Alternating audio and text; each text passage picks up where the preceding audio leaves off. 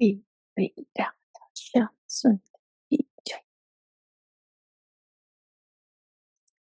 Srila Prabhupada ki Jai. Namo Vishnu Padaya Krishna Preshta Bhutale Srimate Bhakti Vedanta Swami.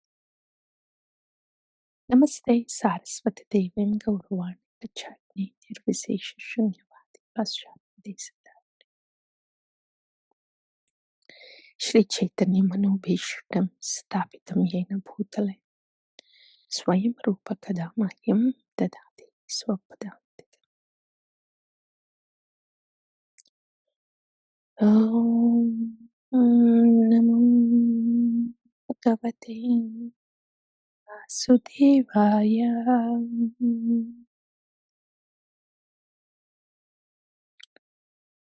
Om Namo Bhagavate Vasudevaya.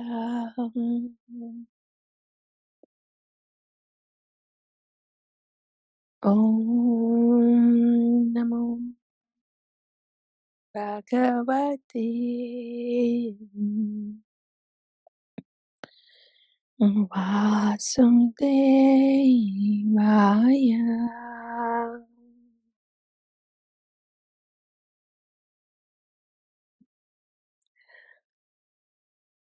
Śrī Bhagavān Vācam Yoginam api sarvesham madgater antaratmanaham Shraddhavan bhajate yomam same yukta tamo mataham. Srimad Bhagavad Gita 6.47. Yoginam api sarvesham madgatenantaratmanam Shraddhavan bhajate yomam same yukta tamo mataham. Yoginam api sarvesham madgatenantaratmanam Shraddhavan bhajate yomam same yuktam tamo mataham. This is the culmination.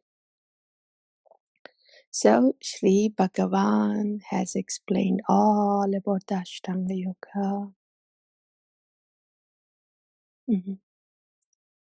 He explained that Yomam pashyati sarvatra sarvam chamai pashyati after the Brahma samsparsham. After the Atma has the realization of Paramatma in the heart, darshan of the Paramatma in the heart. Then the yogi sees the same Paramatma everywhere. That is Yoginam api sarve. Yomam pashyati sarvatra sarvam chamai pashyati. In this way, aṣṭāṅga-yoga culminates in seeing the Lord in the heart, Paramatma, and seeing the Lord everywhere, the Paramatma. Then after that, Arjuna said, "Oh, this is so wonderful, Kṛṣṇa, but to get to this point in aṣṭāṅga-yoga, one has to do pratyāhāra. It means to control the mind. I can control the wind, but controlling the mind, oh, I don't think it is possible, Kṛṣṇa." And then Bhagavan says, "Asamshayam mahabaho." Yes, Arjuna, actually you are not wrong. Beyond doubt, it is very difficult to control the mind. But with abhyāsa and with detachment, you can do that, says Bhagavan. And then Arjuna asks, okay, if one does this practice somehow or other,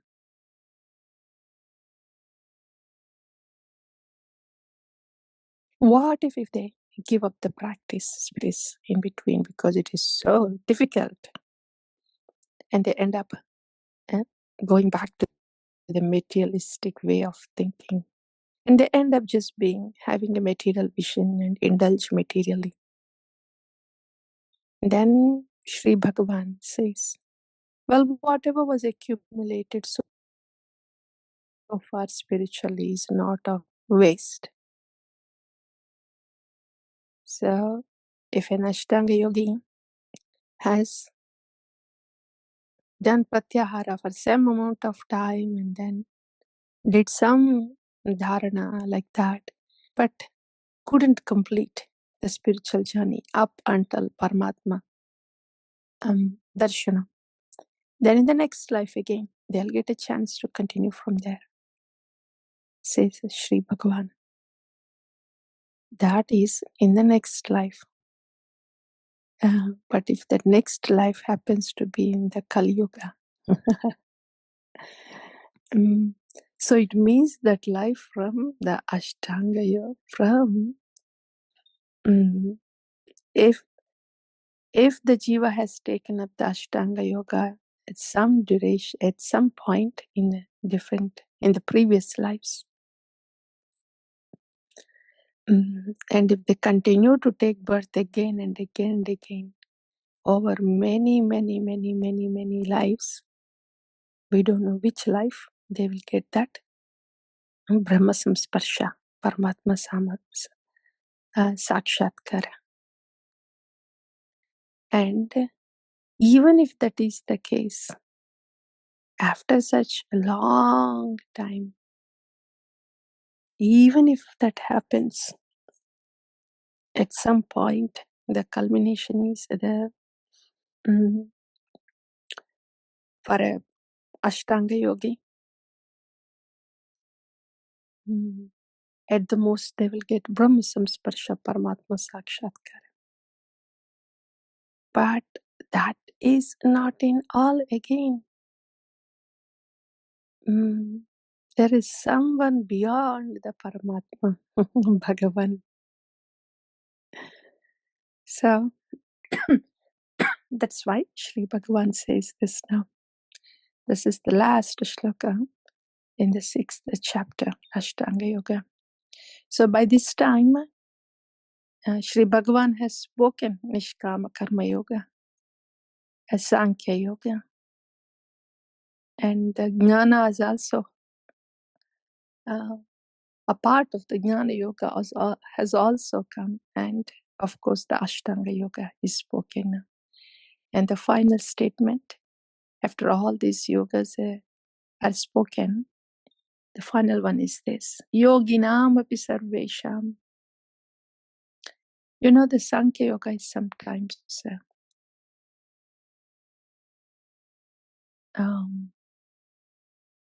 considered Jnana too.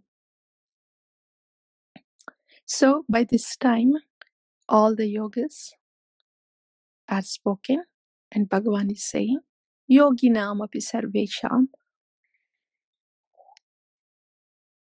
madgyatena antaratmana. Of all the yogis, Yoginam api sarvesham madgyatena antaratmana. That yogi who is madgati, who is walking my gati, antaratmana, in the core of their heart, shraddhavan bhajate yomam, with great faith, worshipping me. Same yukta tamo mata, he is the best of all the yogis. This is my opinion, says Bhagavan. Of all the yogis, that yogi who has Bhagavan in his gati and is worshipping him in the core of his heart, that yogi is said to be the best.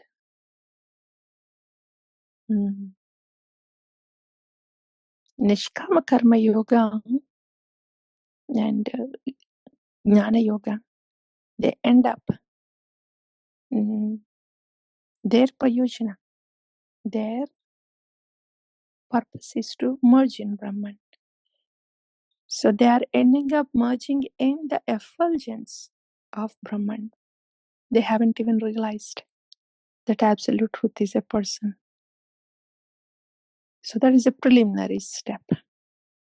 Aṣṭāṅga-yoga or Jnana-yoga, because their realization is only that absolute truth is an effulgence or pure consciousness. That's all. And the next stage of realization is, yes, not just effulgence, but not just a pure consciousness, but Bhagavan has a form and he's Paramatma in the heart. That's aṣṭāṅga-yoga realization. Very wonderful. Supreme truth has a form and you have realized it. Paramatma, wonderful. But when the yogi doesn't stop there, but the yogi wants to reciprocate with Bhagavan, give and take with Bhagavan, then the same Paramatma gives darshan as Bhagavan. So, when the yogi wants to reciprocate with the absolute truth, Param Satyam, then it is Bhagavan. When the yogi is just realizing that the absolute truth has a form, but there is not much of reciprocation going on, only Shantarasa, that is Paramatma realization. When a yogi doesn't even realize that, but just only the effulgence coming from Bhagavan, that's Brahman realization. Like that. So amongst all of this, it is clear that beyond the effulgence of Brahman, beyond just seeing the supreme truth as a person, having interactions, having reciprocations with the supreme truth is Bhagavan realization, the topmost. This is very wonderful. Is the topmost. But this Bhagavan is actually the address of this Bhagavan is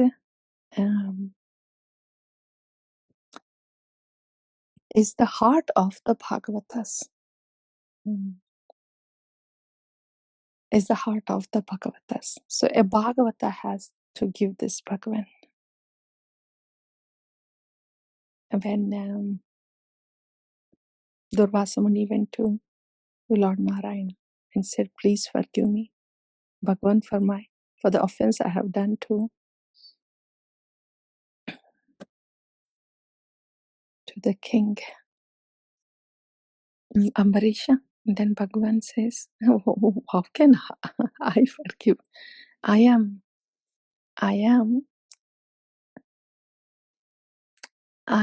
very happily residing in the heart of my devotees, and my devotees are in my heart. So in this way, Bhagavan is residing in the heart of the devotee. So if Bhagavan has to be realized, this Bhagavan has to be given by a Bhagavata who is having, who has captured Bhagavan in their heart. So in this way, a Bhakti-Yoga,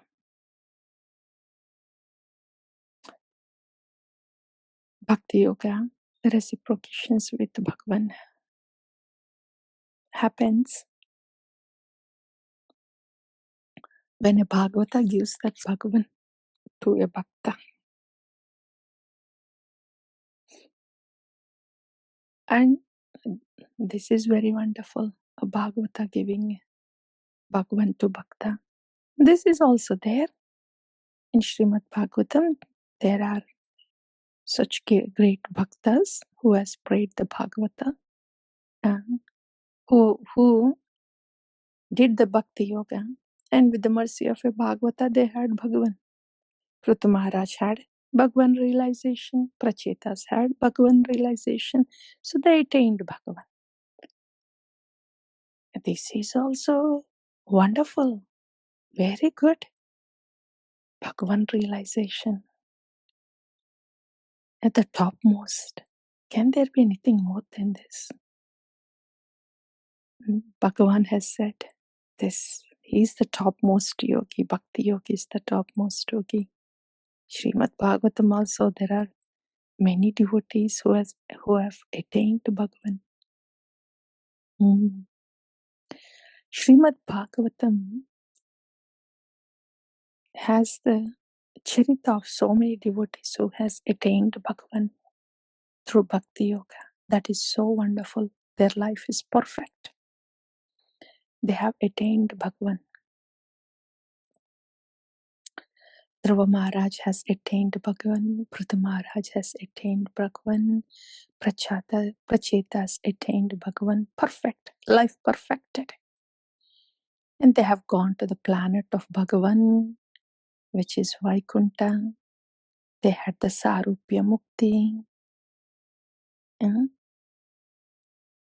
Sarupya Mukti and Samipya also. They were close to Bhagavan in the Vaikuntha and offered seva. Very wonderful. Perfected lives. Yeah, beyond the material world, entered into the spiritual realm, having the Sangatya of Bhagavan and seva of Bhagavan, perfect life. Is that it? If that is it, then why is Gaurachandra so glorious? Why is the Premanama brought by Gaurachandra so glorious?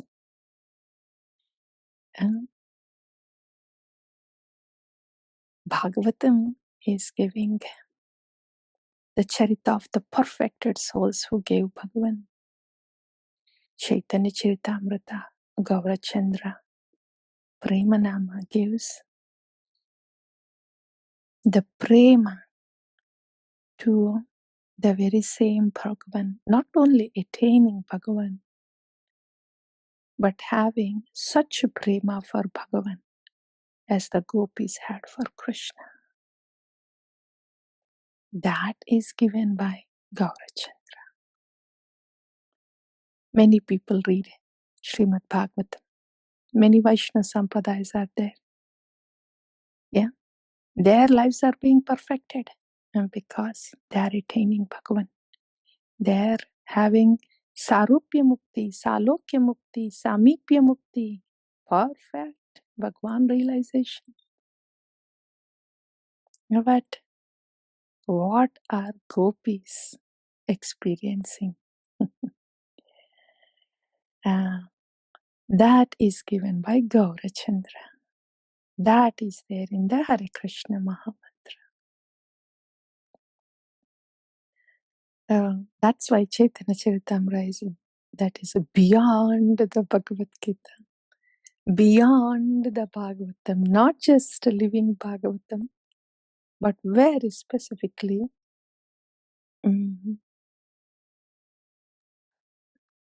not only attaining the Bhagavan, but being in great love with Bhagavan in such an intimate way as gopis. That's Sri Chaitanya Charitamrita. So what Prithu Maharaj has experienced, what prachetas have attained and experienced is very wonderful, perfect. But what Chaitanya Mahaprabhu is experiencing is unparalleled. What Srimati Radharani and gopis have for Bhagavan is unparalleled. That is only given by Gauranga Mahaprabhu and Gaura Priyajana.